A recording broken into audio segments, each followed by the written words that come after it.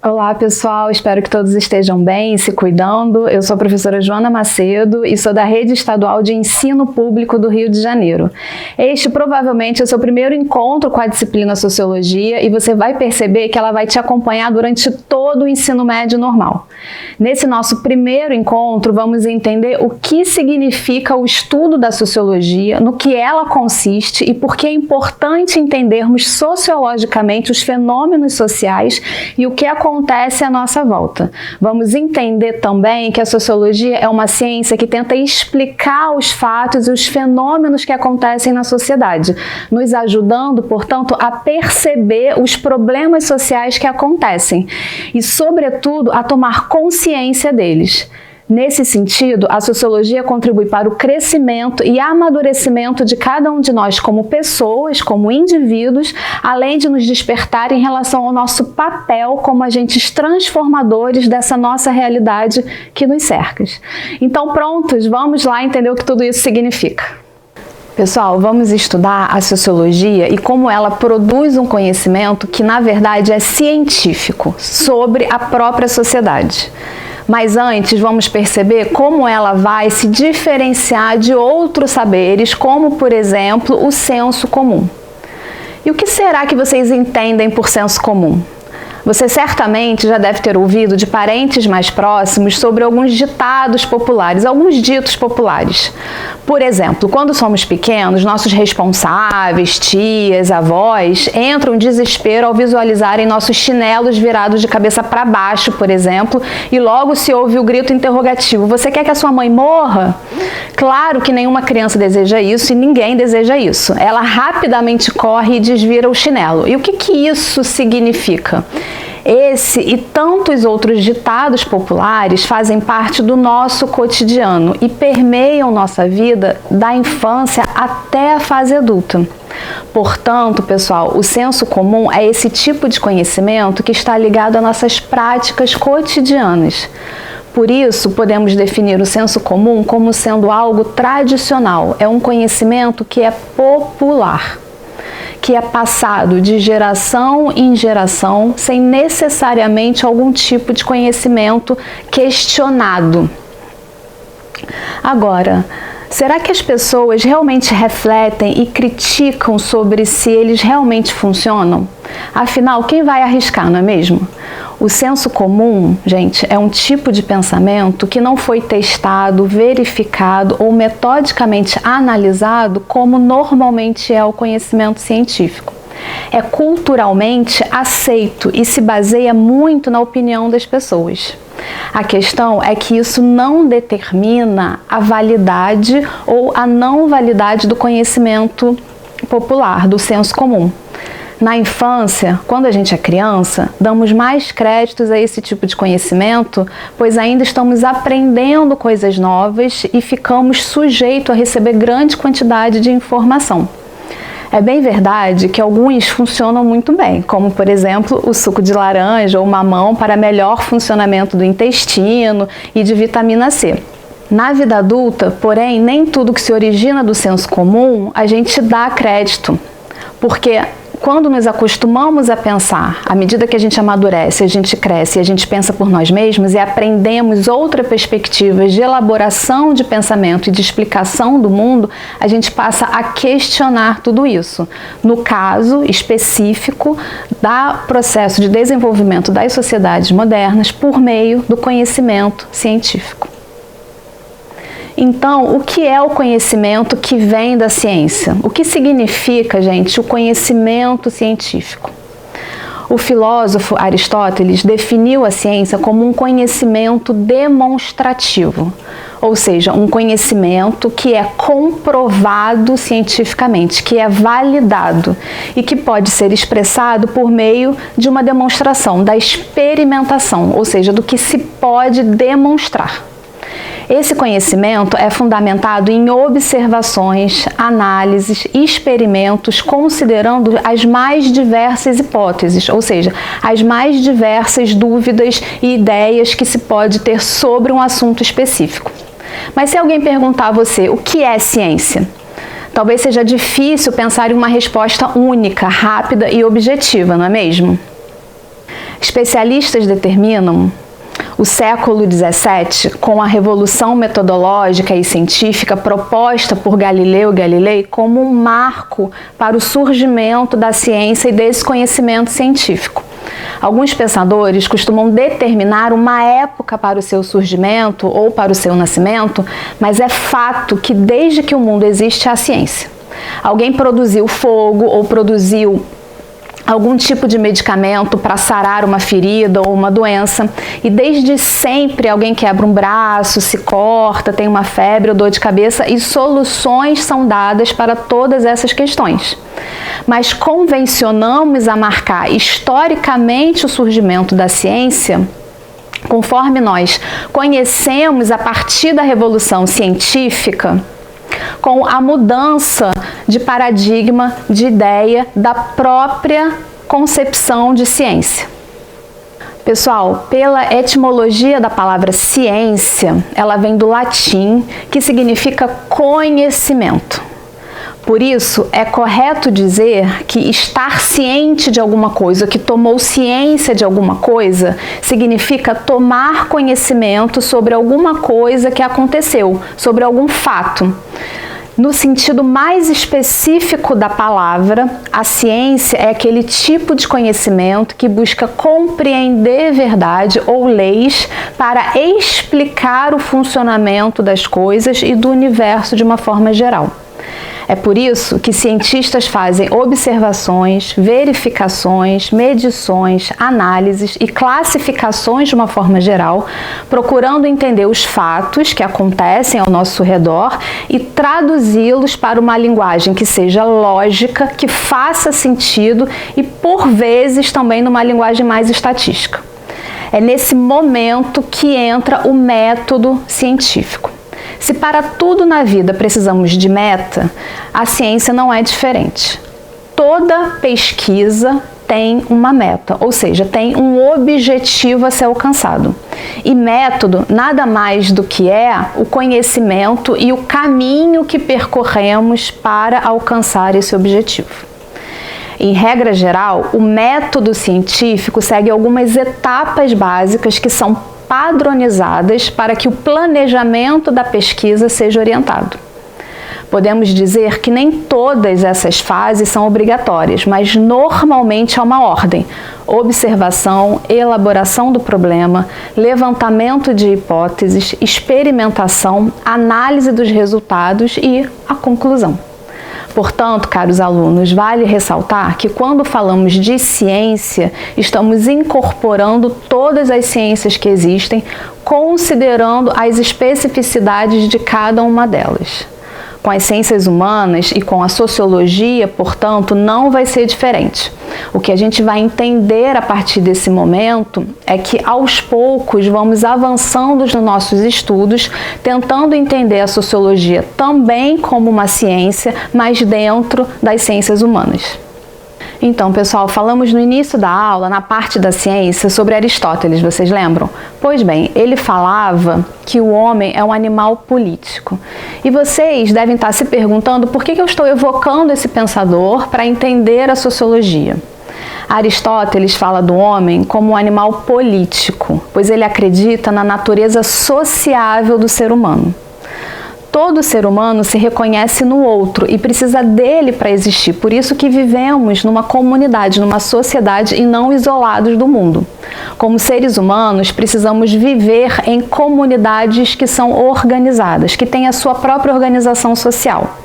Como concebia a vida na polis, Aristóteles falava que o ser humano ele vivia na cidade grega e era na comunidade que ele se fazia e participava coletivamente.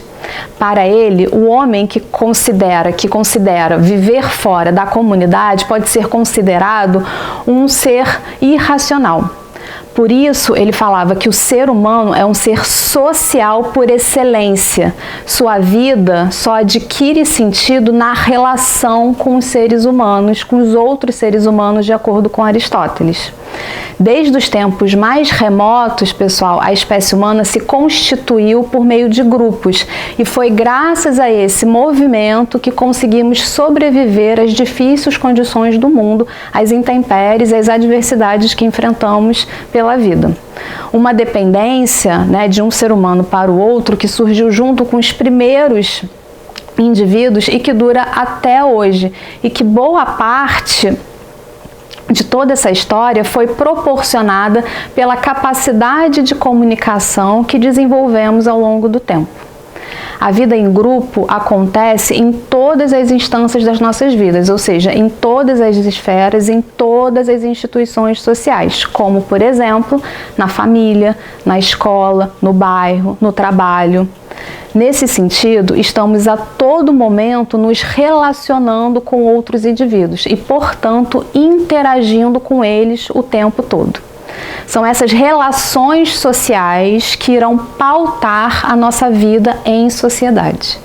A necessidade da vida em grupo se faz necessária, pois é através dela que o ser humano se desenvolve como indivíduo e como ser social, absorve as regras, hábitos, valores da sua própria cultura. Essa tendência à sociabilidade do ser humano é norteada por um processo que na sociologia chamamos de socialização. Então, caros alunos, como podemos definir e entender socialização e o processo de socialização pelo qual todos nós passamos ao longo da nossa vida? Socialização é um processo pelo qual os indivíduos, todos nós, seres humanos, nos tornamos seres sociais, sujeitos da sociedade. É através desse processo pelo qual todos nós passamos que o ser humano é inserido em sua cultura, adquirindo e aprendendo seus hábitos, valores, regras, leis, códigos sociais entre todos os aspectos culturais, de modo que todo esse conjunto de fatores o conduza para uma vida em sociedade. Socialização, pessoal, é um processo de assimilação de determinados hábitos, características, comportamentos e culturas de todo um grupo social no qual nós circulamos. A gente vai incorporando, vai aprendendo esses hábitos, essas normas e essas regras que estão vigentes na nossa sociedade e que, portanto, são aceitas por ela. Em outras palavras, a gente aprende a viver em sociedade. Ou seja, a gente aprende a viver em sociedade. E esse processo de socialização não é fixo. Isso é importante a gente entender, porque estamos nos relacionando com o conceito de cultura. E por isso é dinâmico, ou seja, muda com o tempo.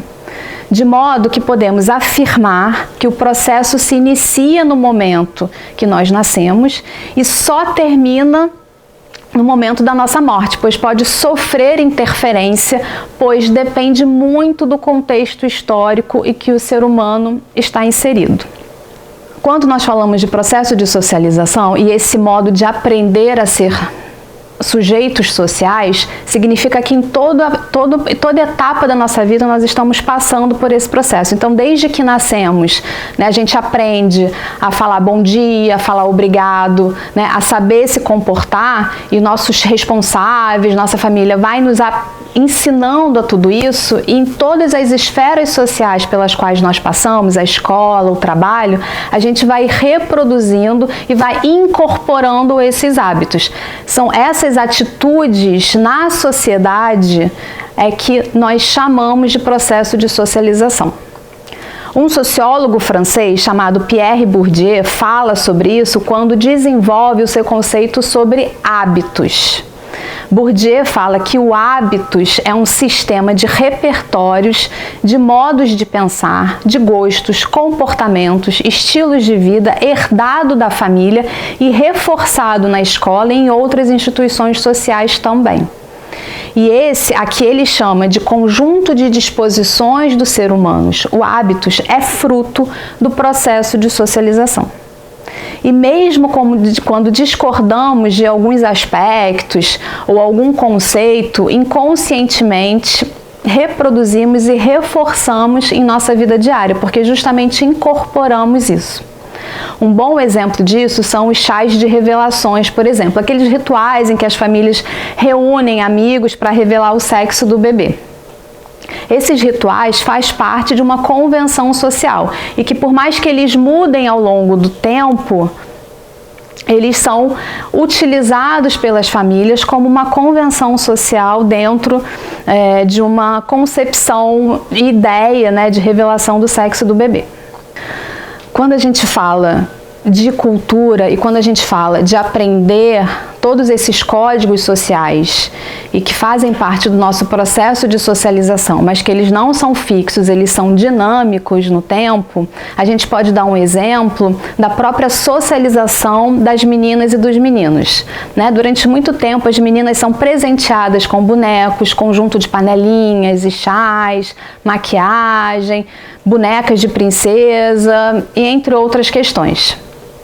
Os meninos, por exemplo, se convencionou a ser presenteados com bolas, carrinhos, bonecos de super-heróis, fantasias.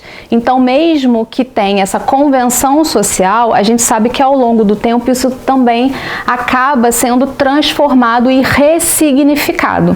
Então, por mais que tenhamos algumas normas e algumas convenções sociais nas quais nós somos socializados, elas também são passíveis de serem transformadas ao longo do tempo, a depender das mudanças dos nossos próprios valores e dos valores sociais. Ou seja, mesmo que cada um de nós tenha a intenção de sair de determinados padrões do que é socialmente estamos falando, a gente acaba incorporando determinados padrões e esses padrões também são passíveis de mudanças ao longo do tempo.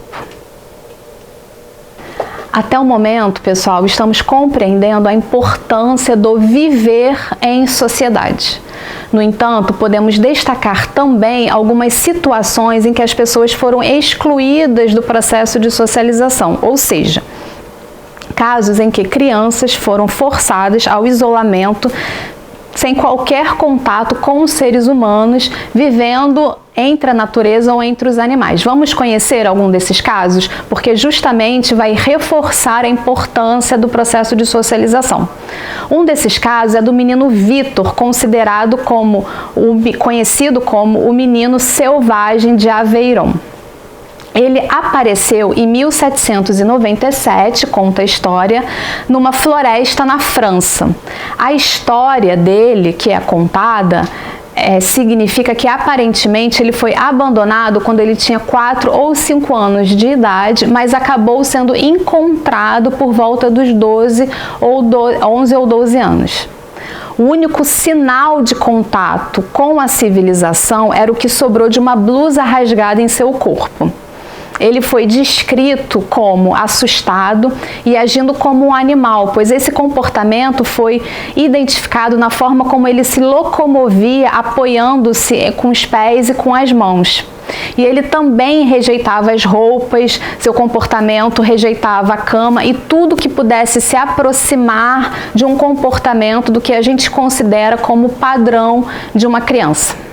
Após a sua captura, após que acharam o menino, os médicos identificaram em princípio que ele tinha alguma deficiência mental grave, justamente por conta desse comportamento aparentemente sem sentido, motivo pelo qual teria sido abandonado pelos seus pais, talvez sem qualquer condição de proporcionar um tratamento adequado. Um psiquiatra, portanto, chamado Jean-Marie Gaspard Itard, discordou dessa avaliação dos colegas, de que o menino sofria de alguma doença. Então, esse médico discordou que ele tinha de fato algum problema. Segundo esse psiquiatra, o prejuízo e esse comportamento arredio do menino Vitor se deve ao afastamento social a que o menino foi submetido. A partir desse momento, ele se tornou responsável pelos cuidados do menino e registrou esse comportamento como uma evolução do seu aprendizado. Ou seja, pessoal, a vida em sociedade só é possível a partir desse processo de socialização. Então, após ser incorporado na sociedade, o menino Vitor passou a se comportar dentro dos padrões sociais da sociedade, o que é esperado de uma criança. Ou seja, sem esse processo de socialização, ninguém se faz seres sociais. Já entendemos o que é socialização. Então agora vamos conhecer os tipos de socialização que são trabalhados pela teoria da sociologia.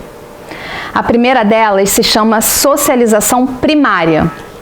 Nessa socialização, a família é considerada o principal eixo desse processo, e é porque é o primeiro grupo social do qual fazemos parte ao nascer.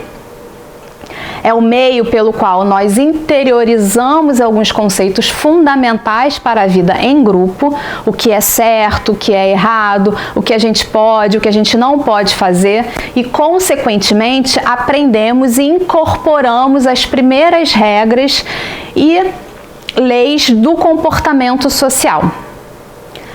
A segunda forma de socialização é a socialização secundária. Ela acontece normalmente após o processo de socialização primária, justamente.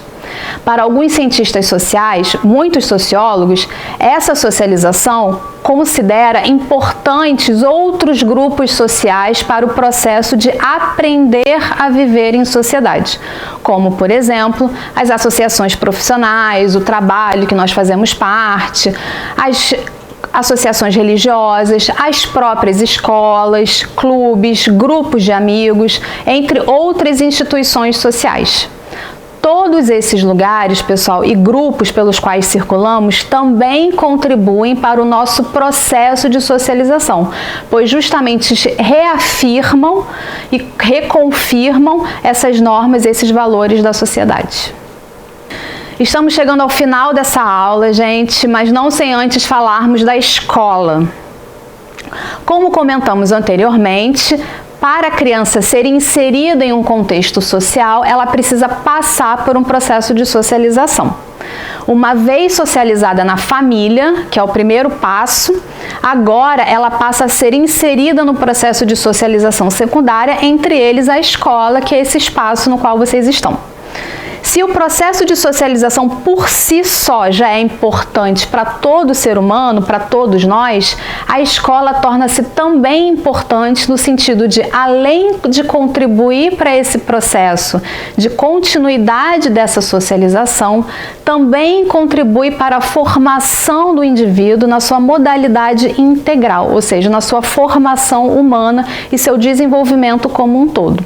É inegável a importância da escola na vida de qualquer pessoa e vocês devem concordar comigo. Paulo Freire é uma referência nacional no que tange ao assunto da educação. Você já deve ter ouvido falar dele. Impossível falar de escola e educação sem citá-lo. A personalidade que se ocupou e se preocupou com excluídos e marginalizados do processo educacional, porque Paulo Freire estava preocupado na educação de todos os indivíduos, da inclusão de todos os indivíduos no processo educacional. Ele acreditava que a educação é um processo humanizante, social, político, ético e cultural. Ele afirmava que a educação sozinha não transforma a sociedade. Sem ela, tampouco a sociedade muda. Então, nesse processo educativo, o mais importante não é só passar o conhecimento, transmitir o conhecimento, mas, acima de tudo, ensinar a pensar dentro de um pensamento crítico e, dessa forma, estimular vocês, estudantes, ao papel de sujeitos históricos e de sujeitos sociais que são também agentes do processo de transformação. O processo de ensino, gente, exige conhecimento de todos nós, mas também a relação de trocas necessárias entre saberes, experiências e, no fim, perceber-se diferente do que era no início quando vocês entraram na escola, né? E perceber o quanto vocês se desenvolveram pessoalmente. Então é isso, pessoal. Chegamos ao final desse bimestre. Espero que vocês tenham entendido a importância da sociologia para pensarmos nossa vida em sociedade, em todos os processos sociais por trás, né, da nossa dinâmica e da nossa organização social. Então, até a próxima.